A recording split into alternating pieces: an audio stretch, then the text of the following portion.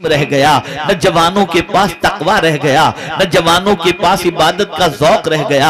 आज का हमारा जवान अगर आपको देखना हो तो आवारा गर्दी के अड्डे पर नजर आएगा, इल्ला माशाअल्लाह। आज के जवान को देखेंगे तो जहालत की वादियों में भटकते हुए नजर आएंगे। ऐ रसूल आज़म के दीवानों, जिस रब ने जवानी में एक्स्ट्रा ताकत अता की है वो परवरदिगार कयामत में उस जवानी के बारे में सवाल पूछेगा। इसीलिए आप देखें, सहाबा की जवानी देखो, ताबईन की जवानी देखो, औलियाए कामिलीन की जवानी देखो, इमाम हुसैन के लख्ते जिगर की जवानी देखो, तो आपको पता चलेगा उन्होंने अपनी जवानी किस तरीके से गुजारी। आइए दो एक जवान के वाकयात आपकी समाअतों के हवाले करूं ताकि मेरे जवान भाई भी इस चीज को महसूस कर सकें। मेरे प्यारे आका सल्लल्लाहु अलैहि वसल्लम के प्यारे दीवानों, बाप अगर नेक हो, बाप अगर परहेजगार हो और बच्चे के सामने ज़ौक़ बंदगी का मुज़ाहिरा कर रहा हो तो बच्चे की पोजीशन क्या होती है। आप देखें, खुलफाए राशिदीन के बाद हजरत उमर इब्ने अब्दुल अजीज रज़ियल्लाहु ताला अन्हु के दौरे पाक को खिलाफत राशिदा के दौर की तरह का दौर कहा जाता है। बड़ा अजीम दौर था, बड़ा इंसाफ का दौर था, बड़ा परहेजगारी का दौर था। कौन है ये हजरत उमर इब्ने अब्दुल अजीज? जरा इनके बारे में भी सुन लो। सैयदना फारूक आजम रज़ियल्लाहु मौला तबारक व तआला अन्हु रात की तारीकी के अंदर रियाया की खबरगिरी के लिए निकले। जब रियाया की खबरगिरी के लिए निकले, एक घर के पास से गुजर रहे थे।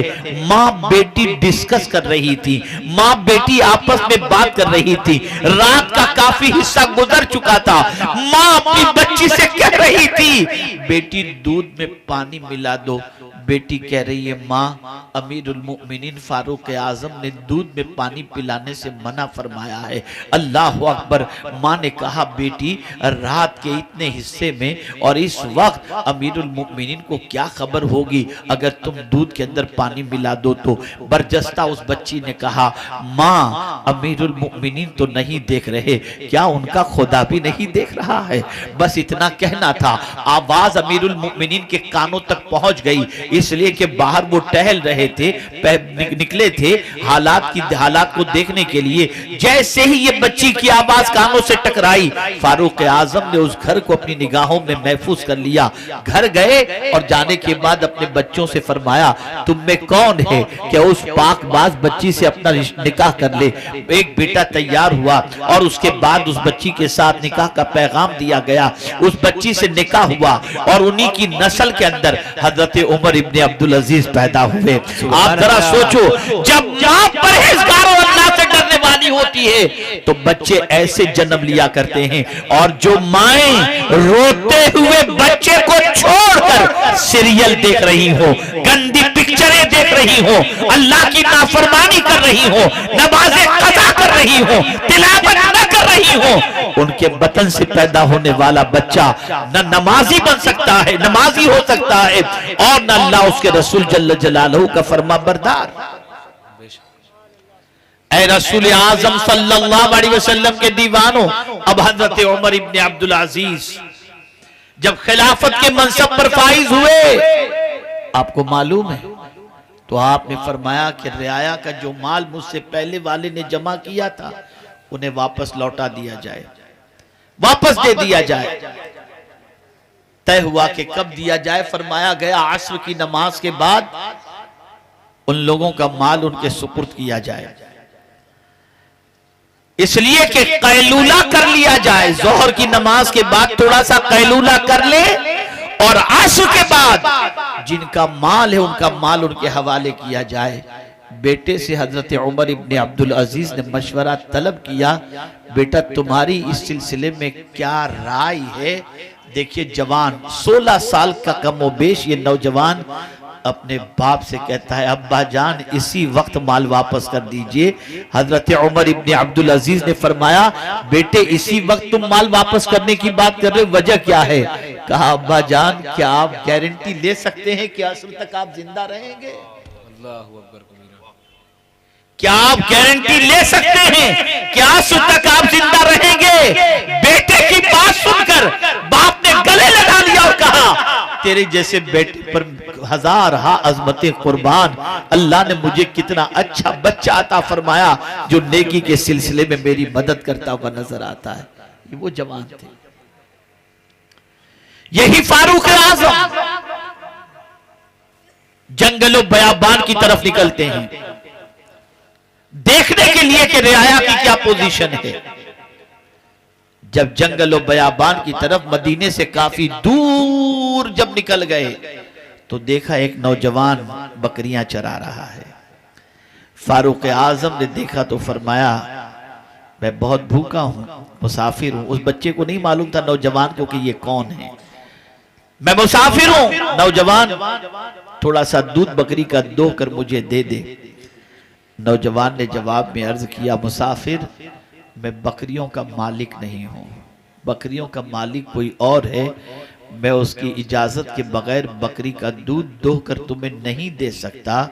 इतना सुनना था कि फारूक आजम ने महसूस कर लिया ये कोई पाकीज़ा नौजवान है। इम्तिहान लेने की गरज से फरमाया एक काम कर, मुझे शदीद भूख लगी है, पैसा तो है मेरे पास लेकिन खाने के लिए कोई चीज नहीं है, एक बकरी का बच्चा दे दे, मैं उसे ज़बा करके पका कर खा लूंगा।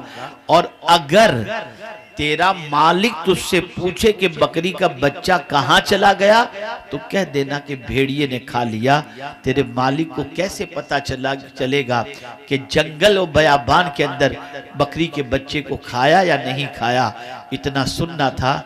उस नौजवान ने मुसाफिर की हैसियत से देखा और कहा ए मुसाफिर, जानता हूं इस वक्त मेरा मालिक इस जगह पर मुझे नहीं देख रहा, लेकिन मैं तुमसे सवाल पूछता हूं, क्या मेरे मालिक का मालिक भी नहीं देख रहा है? सुभान अल्लाह। जब उसने ये कहा फारूक आजम ने सीने से लगा लिया और तारीखी जुमला इरशाद फरमाया, फरमाते हैं नौजवान जब तक के मुसलमानों में तुझ जैसे नौजवान मौजूद हैं, इस्लाम की बढ़ती हुई ताकत को दुनिया की कोई ताकत रोक नहीं सकती। ये थे हम। आज हमारे बच्चों को देख लीजिए, हमारे नौजवानों को देख लीजिए आप, खुदा की कसम कभी कभी शर्मिंदगी होती है, एहसास निदामत से गर्दन झुक जाती है। कसूर हमारे नौजवानों का नहीं है, होगा थोड़ा सा कसूर हमारा भी है।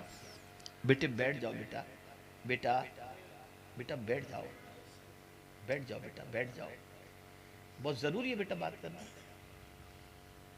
एक मरतबा दुरूद शरीफ पढ़ें। अल्लाहुम्मा सल्ली अला सय्यिदिना व मौलाना मुहम्मदिन मअदिनिल जूदि वल करम व आलिहि व अस्हाबिहि व बारिक वसल्लिम।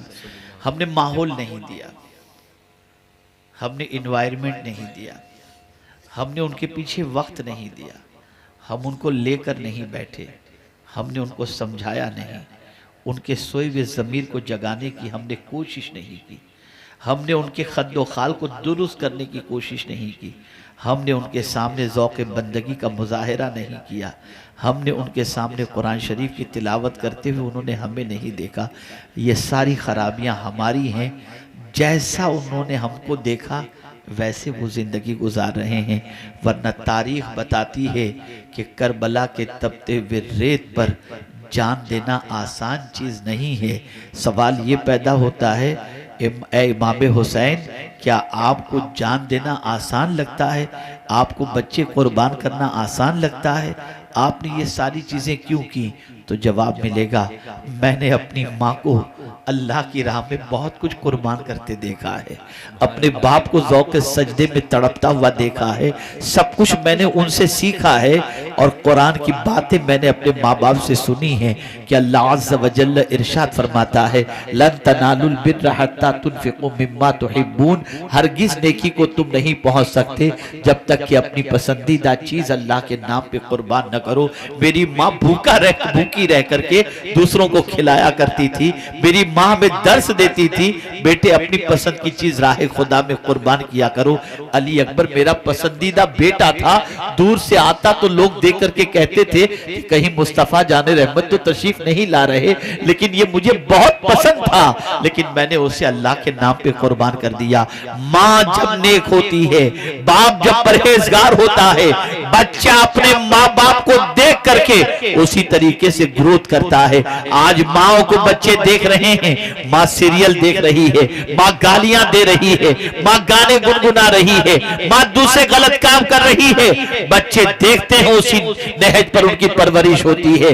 बाप की पोजीशन ये है कि उंगली पकड़ के बाप कभी मस्जिद की तरफ जाता हुआ नजर नहीं आता। सुन्नियों की सारी मस्जिदें इल्ला माशाअल्लाह वीरान ही नजर आएंगी, नमाज के लिए कोई जाने को तैयार नहीं। मैं बड़ी माजरत के साथ हमारे मशाइख और उलमा यहाँ पर तशरीफ फरमा है, मैं तावीज़ात का मुनकिर नहीं, मैं भी कभी कभी कुछ तावीज़ात बना लेता हूँ। आजकल ज्यादातर लोग किस सिलसिले में तावीज देने जाते हैं, हजरत कारोबार बड़ा ठंडा है, धंधे के लिए तावीज दीजिए, माल में बरकत हो जाए। मेरे भाइयों, आप बुजुर्गों से जरूर तावीज लो। मैं भी आज एक पुरानी तावीज दे दूं आपको, मालदार बनने के लिए कुरान का तावीज दे दूं। सुभान अल्लाह। बेशक। कैसे आप मालदार बनेंगे, कैसे आपके पास दौलत आएगी? कुरान ने कहा, अगर आज की गुफ्तगू में सिर्फ यही सबक आप याद करके लेकर के गए और इस पर आपने अमल किया तो मैं समझूंगा कि मेरा आना वसूल हो गया। सुभान अल्लाह। बस इस आयत को याद रखना। मेरी माएं बहनें भी सुने, शादीशुदा जो हैं, बाप बनकर जो जिंदगी गुजार रहे हैं वो भी सुने, बच्चे भी सुने। कुरान कहता है, वअमुर अहलक बिस्सलाह वस्तबिर अलैहा ला नसअलुका रिज़्क़ा नहनु नर्ज़ुकुक। अल्लाह फरमाता है, अपने अहलो अयाल को नमाज का हुक्म दो। सुभान अल्लाह। बेशक। और तुम भी नमाज कायम करो, तुम भी नमाज के पाबंद रहो। और आगे के जुमले ने हिला के रख दिया। मेरा रब फरमाता है कि ये न समझना कि नमाज तुम पढ़ोगे तो मुझे रोजी मिलेगी, नहीं। ला नसअलुका रिज़्क़ा, मैं तुमसे कोई रिस्क नहीं मांगता, मैं तुमसे रोजी नहीं मांगता। खुद भी नमाज पढ़ो, अपने घर वालों को भी नमाज का पाबंद बनाओ।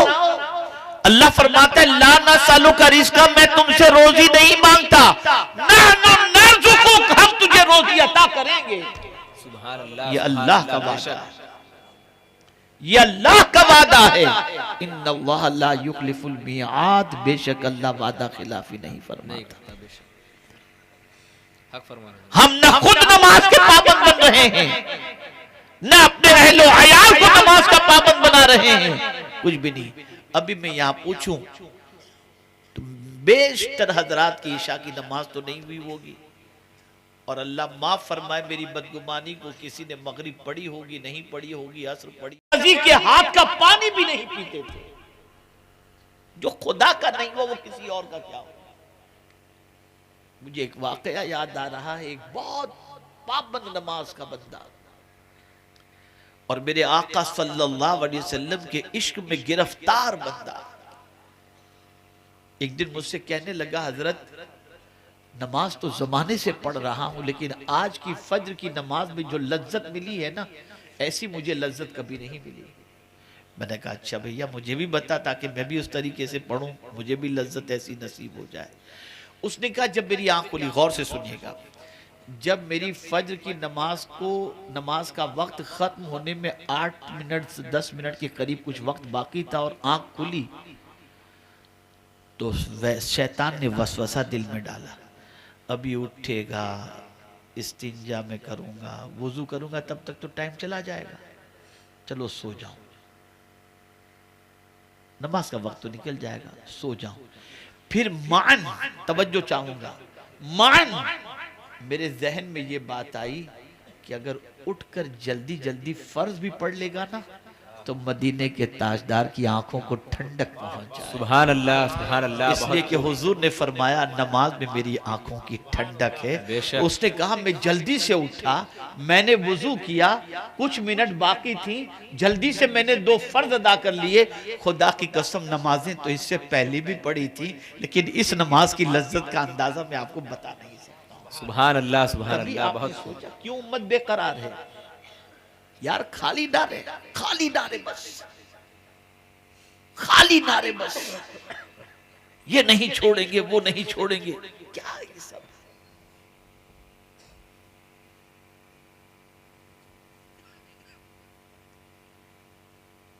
आकाए करीम सल्लल्लाहु अलैहि वसल्लम को खुश भी करने का तो जज्बा रखो, उनको राजी करने का भी तो जज्बा रखो, उनकी पसंद और नापसंद का भी तो ख्याल रखो। कोई ख्याल उनकी खुशी का नहीं रखना, बस सस्ते के अंदर नारेबाजी करके टाइम पास कर लेना।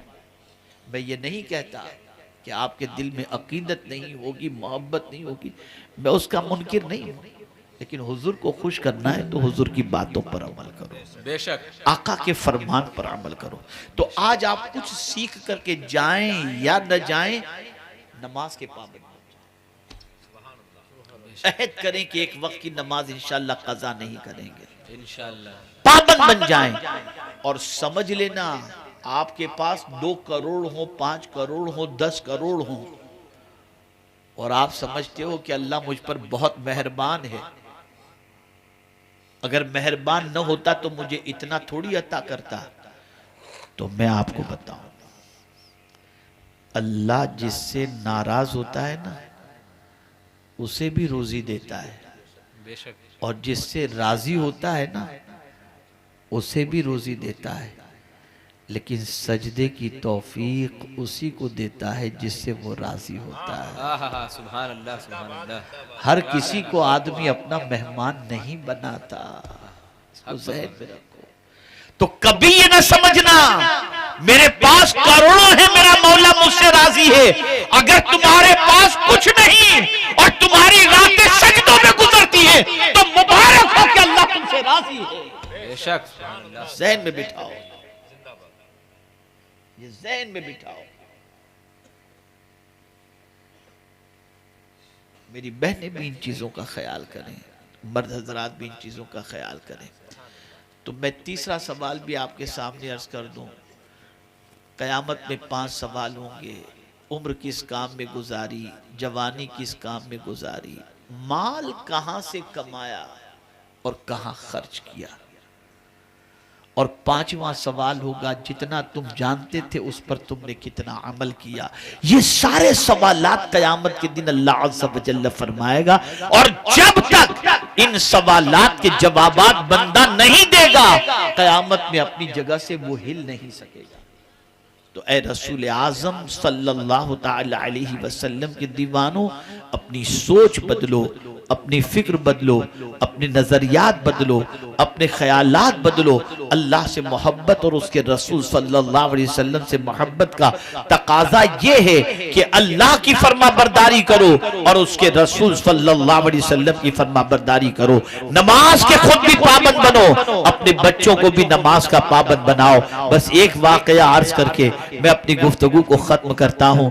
बाबा फरीदुद्दीन गंज शकर रहमतुल्लाह ताला अलैह बड़े नन्हे से बच्चे थे, बहुत छोटे थे। माँ चाहती थी कि बेटे को नमाज का पाबंद बना दे। अल्लाह अल्लाह, अपने बेटे से माँ फरमाती है मेरे लख्ते जिगर वुजू कर, नमाज के लिए तैयार हो जा। बच्चे ने जो है अपनी माँ से पूछा, माँ जो है मैं नमाज पढ़ूंगा। बेटा ये सब नहीं करो, तकरीर के दौरान ये सब।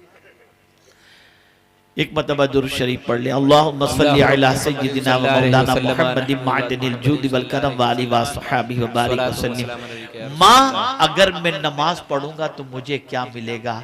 माँ बरजस्ता कहती है मेरे बेटे तो नमाज पढ़ेगा ना तो मुसल्ले के नीचे से तुझे शक्कर मिलेगी।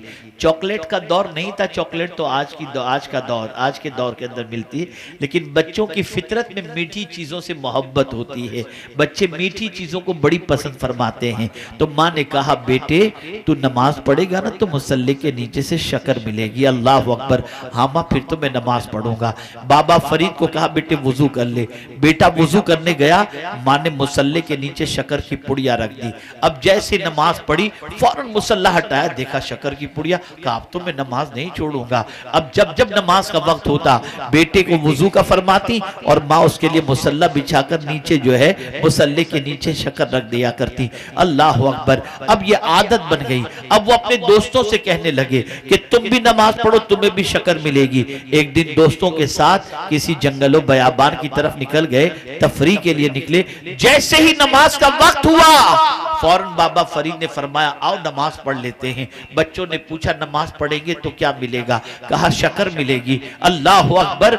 माँ अलग थी, बेटा अलग था। माँ कहीं थी, बेटा कहीं था।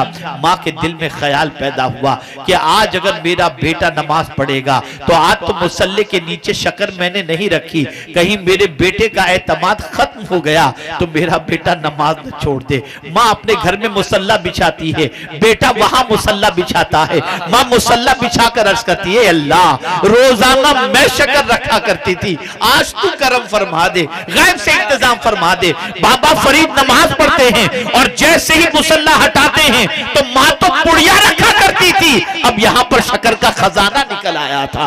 मैं आपसे पूछना चाहता हूँ वो माएँ कितनी अजीम थी जो अपने बच्चों को सजदे सिखाया करती थी।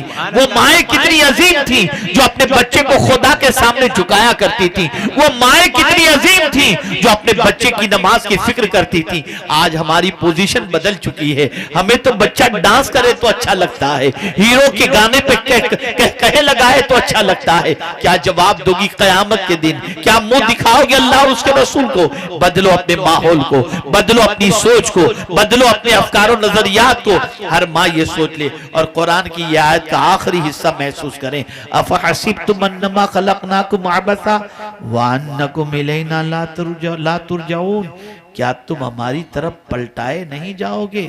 बंदे आना तो है हमारे ही पास तुमको, हमने तुमको बेकार नहीं पैदा किया, पलटकर हमारे पास ही तुमको आना है।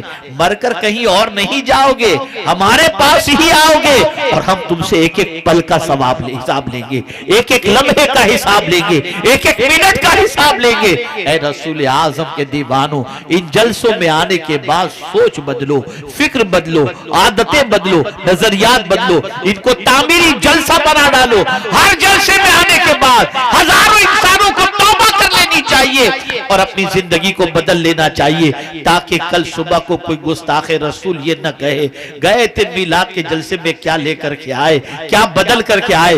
ऐसे बदल जाओ कि जिसको बदलना हो वो मुस्तफा की मीलाद के जलसे में आ जाए, मुस्तफा की मोहब्बत के जलसे में आ जाए, ताकि संवर जाए जिंदगी भी और संवर जाए आखिरत भी। आज के फैजान कुरान कॉन्फ्रेंस के मौके पर मैं दिल की अता गहराइयों से दारुल से फारिग होने वाले बच्चों को और दारुल के जिम्मेदारों को, दारुल के असातिज़ा को, सबको मुबारकबाद पेश करता हूं। और फिर मैं आखिर में यह अर्ज करूंगा, कोई भी हो, कितने ही बुजुर्ग क्यों हो, अल्लाह और उसके रसूल के जिक्र का अदब बजा लाने की कोशिश करो। मैं बहुत आपका मशकूर हूं कि मेरी बात आपने मानी, आप खड़े नहीं हुए, लेकिन इसको एक दिन के लिए मत रखो, हमेशा के लिए रखो। हम कभी कभी देखते हैं तो हमको अफसोस होता है कि लोग कितने कम इल्म हो गए हैं कि अल्लाह और उसके रसूल के जिक्र को अहमियत नहीं देते। अल्लाह ताला आकाए करीम सल्लल्लाहु अलैहि वसल्लम के सदक़ो तुफ़ैल मुझे, आपको, सबको अल्लाह और उसके रसूल जल्ल जलालहू व सल्लल्लाहु अलैहि वसल्लम के इरशादात पर अमल करने की तौफीक अता फरमाए। मैं एक और चीज़ अर्ज़ करके अपनी गुफ्तगू ख़त्म करता हूँ।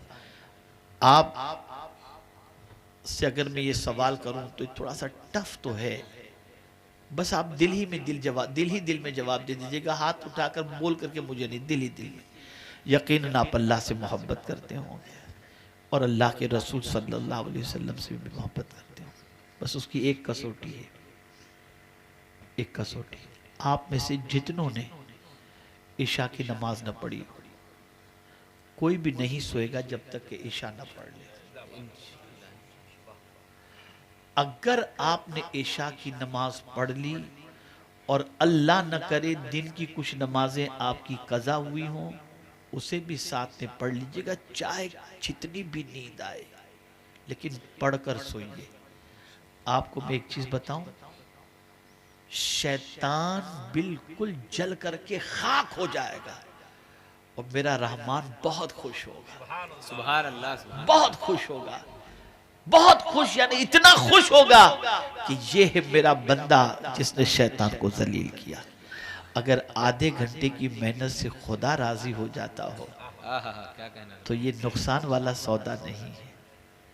तो जिस किसी ने नमाज न पढ़ी हो पढ़े, बगैर पढ़े कोई भी न सोए, इसलिए कि नमाज जब कोई पढ़ता है ना तो अल्लाह बहुत राजी होता है। जानते हो आप, जैसे ही बंदा सजदे में जाता है मौला उसे अपने करीब कर लेता है, सुभान अल्लाह, सुभान अल्लाह, अपने करीब कर लेता है। और सजदा ऐसी चीज है, हाथ, सर, पैर, घुटन सब उसकी बारगाह में झुक जाते हैं। और झुक करके बंदा क्या कहता है, सुबहान रब्बियल आला, मेरा रब बहुत बुलंदो बाला है, पाकी है उसके लिए, मेरा रब बहुत बुलंदो बाला। तो अब रब भी राजी होकर कहता है मैं भी तुझे गिरने नहीं दूंगा, तुझे भी बुलंदी अता कर दूंगा। सुभान अल्लाह, तुम मेरे सामने झुका है, अब किसी और के सामने झुकने नहीं दूंगा। सुभान अल्लाह, सुभान नमाज पढ़ो, बच्चों को भी नमाज का पाबंद बनाओ और कसरत से मदीने के ताजदार सल्लल्लाहु अलैहि वसल्लम पर दुरूद शरीफ पढ़ते रहो। जलसों को तामीरी जलसा बनाओ, इस तरीके का बनाओ कि आने के बाद जिंदगी संवर जाए। नारेबाजी, शोर शराबा इसको छोड़ दो, अदब के साथ बैठो, सीखो, समझने सबकी कोशिश करो ताकि दुनिया आखिरत दोनों संवर जाए। वमा अलैना इल्लल बलागुल मुबीन। अस्सलामु अलैकुम व रहमतुल्लाहि व बरकातहू। न जाए, थोड़ी देर। जिन बच्चों ने कुरान शरीफ